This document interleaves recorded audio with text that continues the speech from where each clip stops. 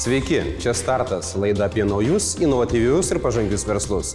Jau 3 mėnesius stebime, kaip 10 jaunų inovatyvių įmonių varžosi dėl veržliausio startuolio vardo ir mėgina įrodyti, kad būtent jų verslo idėja pati geriausia. Kam atiteks 400 000 eurų investicija?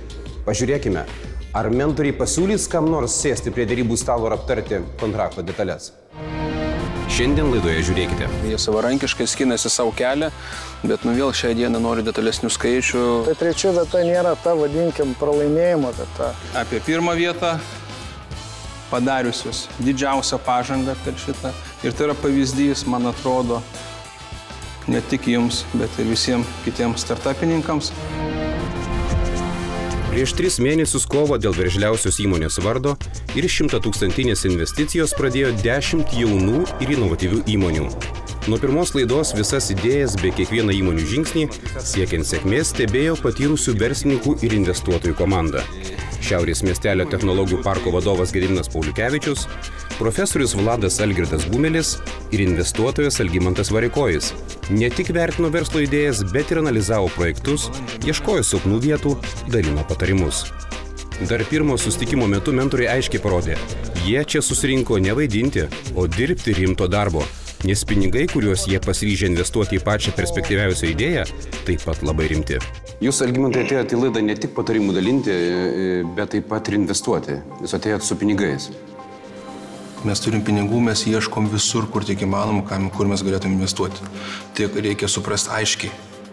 Mes turim pinigų, tie pinigai kainuoja ir mes lengvai su jais, taip sakau, neatsisveikiname. Bet 400 000 eurų iš mūsų fondo gana drąsiai gali ateiti bet kokia idėja. Be to, mes dirbame su krūva investuotojų, mes dirbame su verslo angelais. Mes turim verslo angelų 100 žmonių, kurie pasiruošė didesnės sumas. Tai yra milijonai eurų, 10 milijonų eurų. Duokit mums milijonų, milijardų, duokit vertės idėją, mes su profesoriumi prisėsim ir surasim tos pinigus. Tai? Jo, aš pritariu pilnai. Visada sakau, kad pinigų yra maišai, idėjų trūksta. Taip, bet tai nereiškia, kad pinigai maišai, kad jie voliojasi ant kiekvieno kampo. Ne, pinigai visada ir sudėti tvarkingai. Sėkmės laidoje Startas siekia įvairiose srityse dirbančios inovatyvios įmonės. Pirmajame penketuke bepiločių aparatų valdymo mokymų idėją pristatė bendrovė Mano sparnai. Mentorius sužavėti internetu stebimos spynos idėją bandė studentai iš Vilniaus Gedimino technikos universiteto. Kauno įmonė Lovita pristatė sunkiai sergančius ligonius nuo pragulų apsaugoti turinčios lovos idėją. Po pirmojo susitikimo daugiausiai mentorių simpatijų atiteko mažųjų palydovų komponentus konstruojančiai nanoavionikai ir ypatingus jutiklius medžiagų sudėčiai tirti, gaminančiai įmoniai ATOID. Ramano spektroskopijos kompanijėlė, kuri pakankamai jauna, pakankamai tvarkingai daro, pakankamai turi gerą idėją, pakankamai ieško gerų kelių, kaip tą įdiegti ir kaip tą panaudoti. Antroje vietoje kosmonautai, jeigu jie nenusileis iš kosmoso dar labiau. Kai jau atrodė, kad nieko geresnio Lietuvos startuolių pasaulyje surasti neįmanoma, prie mentorių stalo sėdo antrasis įmonių penketukas. Kauno įmonės Sviestas Sviestuotas įsitikinusios funkcinio maisto sėkme. Klaipėdiečiai saulės sekimo sistemos konstruktoriai jau užmezgė ryšius su stambiais saulės elementų gamintojais. Studentai iš Vilniaus nori sukonstruoti išmanų dviračių apsaugos stovą. Soltechos įkūrėjai pasiryžę iš prekybos infraraudonųjų spindulių šildytuvų pereiti į gamybą. Solidaus mokslo komanda įsitikinusi, kad sėkmės gali sulaukti internetu mokydama vaikus programuoti. Iš pradžių mes, kai susiuntė mums šitas, vis šitie 3 mentoriai, kurie mes sėdėm, kai susiuntė tas aprašymus tų kompanijų, tai taip iš pradžių galvojom, kad čia nėra ką net rinktis ir visus jos tokius, nelabai perspektyvus, bet po tų diskusijų, kurias turėjom, tai tikrai beveik visi pakeitėm nuomonę ir visi labai žavėjomės, kad yra jaunų, protingų žmonių, jaunų, protingų entreprenerių, gerų, jaunų vadybininkų. Iš visų šitų projektų, kas labiausiai vežė žmonės. Kas vertas veržliausio startuolio vardo? Mentorių sprendimą lems ne tik įspūdžiai iš susitikimų laidos Startas studijoje. Patyrę verslininkai ir investuotojai atidžiai nagrinėjo įmonių verslo planus, stebėjo, kaip įmonės atliko namų darbus. Visų 10 įmonių atstovai jau susirinkę už studijos durų ir nekantraudami laukė mentorių komisijos verdikto. Įmonė nugalėtoja renkantis Gediminas Pauliukevičius ir Algimantas Varikojis paskutinį konsultacijai susisiekė su trečioju komandos nariu, profesoriumi Vladu Algirdu Bumeliu. Labai gerai pasirodė. Ir jie tikrai padarė progresą tokį didesnį. Panašu, kad sprendimas priimtas be didelių ginčų. Kas tapo nugalėtojais? Žiūrėkite jau netrukus. Apie pirmą vietą padariusius didžiausią pažangą per šitą. Ir tai yra pavyzdys, man atrodo, ne tik jums, bet ir visiems kitiems startupininkams. Jie pateikė planus, jie padarė savo namų darbus. Tai aš matau jau idėją, bet aš matau, kad jiem galėčiau pateikėti pinigus.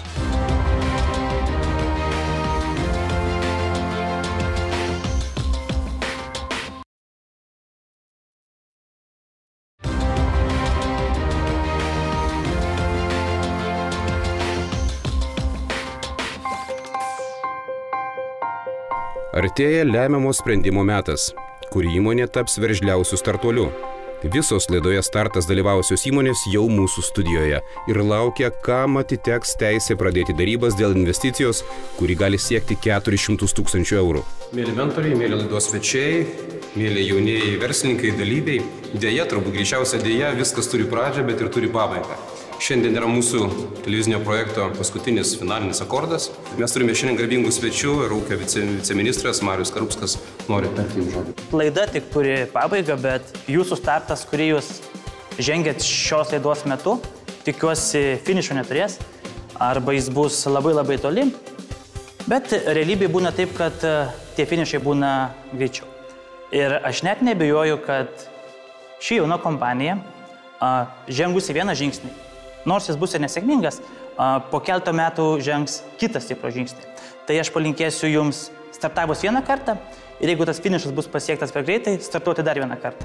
Kai sako, kad nėra pinigų idėją gyvendinti, aš manau, kad tai gali būti gal ne visai paruošta idėja, ne iki galo išdirbtas planas, koncepcija, rinka, dar kažkas, bet lėšų startupų idėjoms, startuojančiams idėjoms tikrai yra tiek iš valstybės pusės, tiek iš privataus verslo pusės. Taigi, pinigų idėjos gyvenimui rasti galima, tiesiog reikia pažiūrėti, ar idėjai dar ko nors netrūksta. Tai labai noriu pasidžiaugti, kad mitai švenčiant 5 metus, iš tikrųjų turim tokį gražų gausų būrį energingų startuolių, kurie nori kurti savo verslus ir kurie, panaudodami savo žinias, sukūrė jau tos verslus. Jūs jau esate verslininkai, kurie prisidėsite prie Lietuvos gerovės ir kursite naujas darbo vietas, įgyvendindami savo tas idėjas, sukurdami savo produktus ar paslaugas parduodami. Aš tai pirmiausia manyčiau, kad pasižiūrėję šitą laidų ciklą,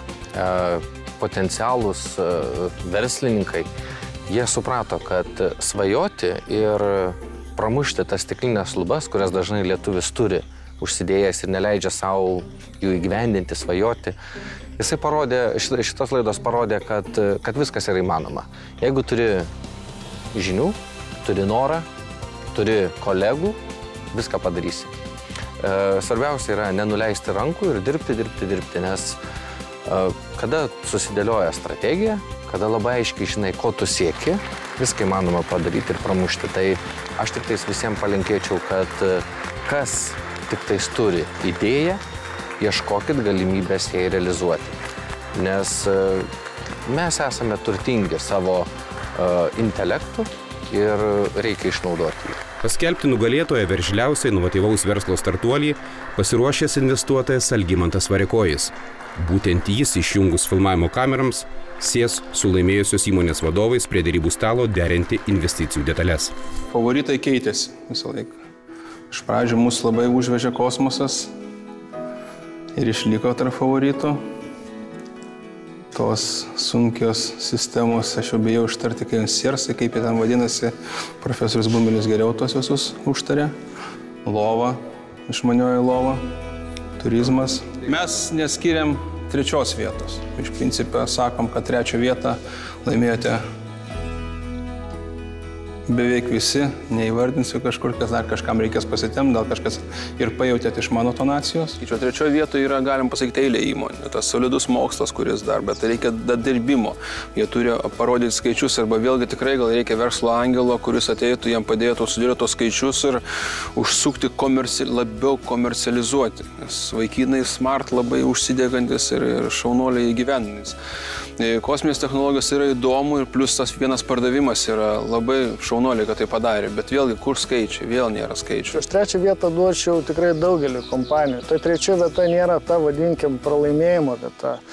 Visiems kitiems trūko man šiek tiek sistemiškumo. Ko ir pastebėjom, kad neaišku, ką parduoda. Pas visus, visi lyg nori kažką parduoti, savo idėją, bet po to pavirsta ar sprendimą, ar produktą. Tikrai nėra aišku. Nėra aiškus klientai. Kūrė, optimizuoja, nepasiskaičiuoja savikainų produkto. Sunku, ta prasme, nėra skaičių. Tai kalbėti apie pačias idėjas, taip, idėjos yra geros, bet kalbėti, ar laikas jas investuoti, ta prasme, kaip verslo angelo, aš sakyčiau, dar šiek tiek anksti. Šiandien negi tas viesas investuotojas savotiškai gali sugrįžti. Tai. Ir vėlgi dabar kažkas gal idėjų lygyje, tai aš netmetu nei vieno projekto. Idėjų lygiai, bet man kitur vienur reikia komandos, kitur reikia tų, kaip sakom, pagrindimų, skaičiavimų, kokie pardavimai. Paskaičiuot, sudėti materialumą, duokit pačiupinėti pinigus. Trečią vietą mentoriai skyrė keletų įmonių. Kalbėdami apie antrą ir pirmą vietas jau buvo kur kas konkretesni. Antroji vietoj būtų visa šita iki šios dienos, apdovanojimo dienos lyderiavę ATOID.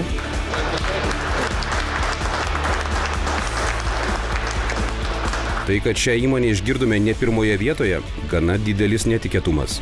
Unikalius jutiklius medžiagų atpažinimui gaminančiai įmoniai mentoriai palankumo neslėpė nuo pirmojo susitikimo. Aš sėdžiu prieš būsimus turtingus žmonės per 5 metus 5 milijonus eurų. Tai grynojo pelno pasiekti, aš todėl ir sakau, prieš mane sėdi du labai jauni ir labai turtingi žmonės. Niekam nekyla abejonių, kad ATOID nuosekliai dirbanti įmonė, kuri turi didelės perspektyvas tapti Lietuvos verslo pasaulio deimantu. Turi savo dukterinę kompaniją, kurią puikiai išvystė, kurioje sugebėjo pritraukti tikrai ne 1 milijoną investicijų ir pritaikydami tą patį lazerį, kūrė sekančią idėją, ją realizuoja. Aš manau, kad yra mažesnė baimės rizika, kad šitą idėją jam gali nepavykti. Tai yra modifikavimas produkto, atradimas naujų rinkų, naujos šakos. Palankumo ATOID mentoriai neslėpė net paskelbė, kad jiems skiria antrąją vietą. Tad kodėl ne jie tapo pirmaisiais? Nauja technologija įdomi, atpiginanti. Jie irgi padarė savo namų darbus, apsilankė veterinarijos tarnyboje, jau ieško rinkos ir jie nedaro tik tai, ką mes paprašėm, paklausėm, jie savarankiškai skinasi savo kelią, bet vėl šią dieną noriu detalesnių skaičių, visą kitą, tai šitoje vietoje jie kažkiek tam tempia, trupučiuką atsilieka. Vis dar reikėtų ir dėrėtis išnekėjus, kam tikrai jiems pinigų reikia, ar tiek pinigų reikia ir visą kitą. Artėja akimirka, kai investuotojas Algimantas Variakojis paskelbs, kurią išlaidoje startas dalyvavusių įmonių pakvies sėstis prie derybų stalo ir derinti 100-tūkstantinės investicijos detalės. Tačiau prieš tai dar kartą primena visiems dalyviams nenuleisti rankų, sėkmės gali sulaukti ir jie. Rašykit laiškus, siūskit verslo planus, tik neužbombarduokite mūsų tais laiškais, pasiruoškite tam prezentacijom, pasiruoškite verslo planams ir pakviesim dėryboms. Tai galiu pasakyti, kad nereiškia, kad mes investuosim tik į pirmą vietą užėmusią kompaniją. Mes galim investuoti, pasikartosiu kiekvieną iš jūsų. Pakankamai realus pretendentas yra investicija ATOID. Mums tam reikėtų tikriausiai surasti verslo angelą, papildomai pinigų, nes jūsų poreikis pinigam yra pakankamai didelis. Nežinau, ar mūsų 400 000 eurų bus ta suma, kuri galėtų jums padėti įsukti verslą, bet norėtum prie to prisidėti. Portalo Delfi skaitytojai labiausiai palaikė įmonę Lovita, kuri gamina nuo pragulų saugančią lovą sunkiai sergantiems ligonėms. Ar sutaps skaitytojų ir investuotojų nuomonės? Na, o dabar pirmą vietą noriu paskelbti kompanijai. Mes kalbėjome apie pačios geriausias idėjas, pačios įdomiausios. Negali. Vienur įdomu maistas, kitur įdomu kosmosas, kitur įdomios kitos idėjos. Tai aš negaliu pasakyti, kuri geriausia ar įdomiausia. Gali būti, kad aš irgi galbūt su metais klystu. Apie pirmą vietą padariusius didžiausią pažangą per šitą. Ir tai yra pavyzdys, man atrodo, ne tik jums, bet ir visiems kitiems startupininkams. Ta prasme, jūs irgi buvo tam tikri mentoriai, mokinote kitus, rodėte savo klaidą, savo judesį. Ir didžiausią pažangą padariusius žmonės, iš kurių aš gavau verslo planus, skaičiavimus, kur mes matome konkrečias sumas, kiek reikia įdėti.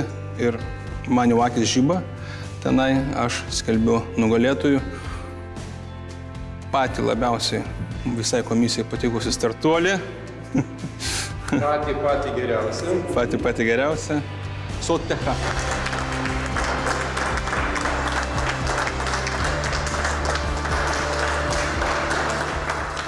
Mes kalbėjome su profesoriu Bumeliu, telefonas ir sergas šiandien negali pasirodyti.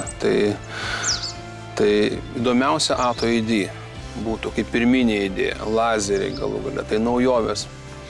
Bet gal neužsiburkime tuo, kad tik tai lazeriai mūsų išves nanotechnologijos. Yra tų verslų tokių, kurie yra labiau prie žemės, konkretesni. Ir aš tikrai atverčiau tas šildymo sistemas. Jie padarė didžiausią pažangą. Jie pateikė planus, jie padarė savo namų darbus. Tai aš matau jau idėją, bet aš matau, kad jiem galėčiau pateikėti pinigus. Šildymo sprendimai pasiruošė teisingą verslo planą, kuris atspindi, kaip sakant, reikalingą sumą pinigų. Ta suma yra aiškiai išdėstyta, kaip bus išleistas kiekvienas euras. Tai yra aiškus pardavimo kanalai, yra aiški verslo gyvenimo strategija. Manau, šitie dalykai ir atspindi, kaip sakant, tų investicijų poreikį, reikalingumą ir gali tikėti, kad tie žmonės, specialistai, kurie moka ir parduoti ir sukurti produktą, gali gyvendinti šitą idėją. Jie iškart įvardino savo klausimus, jiems reikia verslo angelą, kuris padėtų padaryti pristatymus, padėtų padaryti pardavimus. Jie įvardino sumą, ta suma 150 tūkstančių eurų. Vėlgi ne maksimali, kai mes kalbame 400 tūkstančių eurų, kai sako, mes galim finansuoti iki milijono. Tai man reikia milijonų ir bando pritempti, kad tą milijoną jie galėtų įsisavinti. Aš tai vietoje paskaičiau konkrečiai, jiems reikia 150 tūkstančių eurų, jie pasiruošę investiciją priimti. Tai gali sėsti ir šnekėtis. Ir kitas dalykas, verslas labiau prie žemės, aš jau matau pinigus. Ir kaip jau uždirbinėsi ne tai, kad mes gaminsime ir mums čia reikia išsilaikyti kažkur, tai dar čia metus pragyventi, dar kažką padaryti, kaip solidžiam moksle. O jie jau kalba apie tai, kad jie pradės generuoti srautus ir pardavinėti. Užimta antroji vieta įmonės ATOID atstovams nuotaikos nesugadino. Jie tiki savo idėjos perspektyvumu ir yra įsitikinę, kad sugebės pritraukti lėšų savo verslo plėtrai, kai tik ateis tam tinkamas metas. Mes turbūt žinom, kad teks ieškoti investicijų užsienį. Iš tikrųjų, tai turėjom tokią ir nuojautą, ir galbūt ir šiaip buvom nusiteikę tam, kad realiai investuotų į mus arba labai išprotėjęs žmogus, arba labai gerai išmanantis žmogus, nes mūsų pats ir išradimas, ir verslas skamba kaip tokia mistika šiokia tokia. Aš dar galėčiau gal papildyti, kad didžiausia nauda yra ta, kad buvo galimybė susitikti su mentoriais ir mes būtent šitą projektą taip ir žiūrėjome, kad mums kyla daug klausimų, yra galimybė gauti atsakymus ir, kaip su laiko mašina, nusikelti šiek tiek į priekį. Tai būtent dėl to mes esame labai dėkingi mentoriam, kurie padėjo mums atsakyti tuos startinius, būtent kaip ir projekto pavadinimas, klausimus. Ir mes tikrai jaučiamės paaugę ir tikrai čia yra tik tais dalis mūsų starto ir mes einame pirmin. Aš manau, kad profesoriaus Bumelio nebuvo, tai jis specialiai tai pasiliko mūsų atskiram pokalbiui. Algimantas Verekojus kalbės su Saulės energetika, mes atskirai su Bumeliu kalbėsime. Mentoriai neslėpia, kad galutinį sprendimą, kam skirti pirmąją vietą, ypatingus jutiklius gaminančiai įmonėje ATOID ar infraraudonųjų spindulių šildytuvus konstruojančiai Soltechai, nulėmė itin detalus pastarosios įmonės verslo planas. Tačiau tuo pat metu vardyja ir kitas Soltecho savybės. Jie susirado Ūkio ministerijos programoje pagal tam tikrą priemonę mikrokreditą.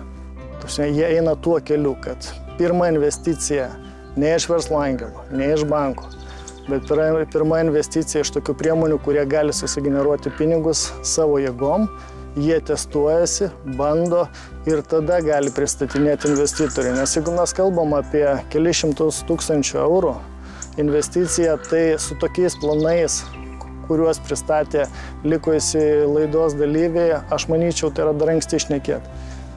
Taip, idėjos geros, viskas gražu, bet apie didelius pinigus dar šnekėt yra šiek tiek anksti. Savaime idėja iš idėjas, tai yra smagu, yra žmonių, yra organizacijų, kurios finansuoja tokias idėjas dėl to, kad kažkas yra mūsų žemė, motinai geriau, žmonėms, daugiau socialiniai projektai.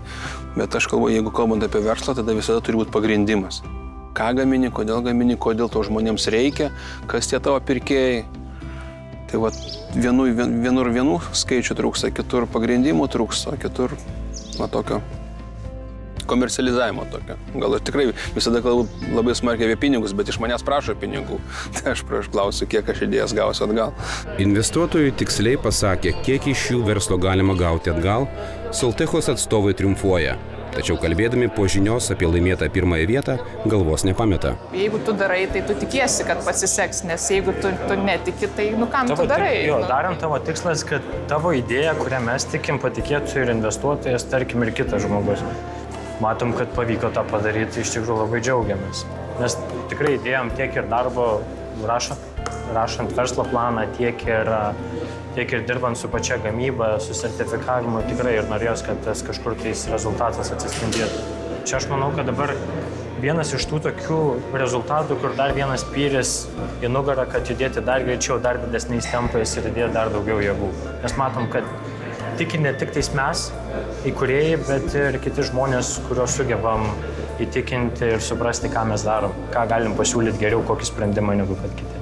Gintarė Sudalimi atskleidžia, kad pergalė laidoje Startas atnešus į verslo planą rašyti baigė prieš pat paskutinį susitikimą su laidos mentoriais. Tačiau tai nereiškia, kad iki tol dirbo kaip pavyksta. Realiai daug labai gulėjo mintyse ir reikėjo kažkaip tais perteikti viską, bet iš principo mes visą laiką linkę susiplanuoti ir patys turim savo viziją, tai kiekvienais metais mes planuojame. Visada turim 5 metų viziją ir koreguojam kasmet. Dar dažniau peržiūrim, bet būna iš tikrųjų labai nuostabai tokiai, kad tu lygtais pamirštai, ką buvai susiplanavęs ir paskui po metų pasižiūri, kad nuo 80% realiai tas išsipildo. Ir kas gerai iš tikrųjų, kad tas planas, tai nėra kažkoks optimistinis ar koks tai yra. Iš pradžių mes atsižvelgiam į daugiau pesimistinį planą, grindžiant savo, tarkim, patirtim ir taip toliau. Tas planas būtų netgi koreguotinas į teigiamą pusę dar labiau. Tai kuomet tas planas paremtas faktais ir matom, kad pastebi pats investuotojas, kiti žmonės, tai žiauriai smagu.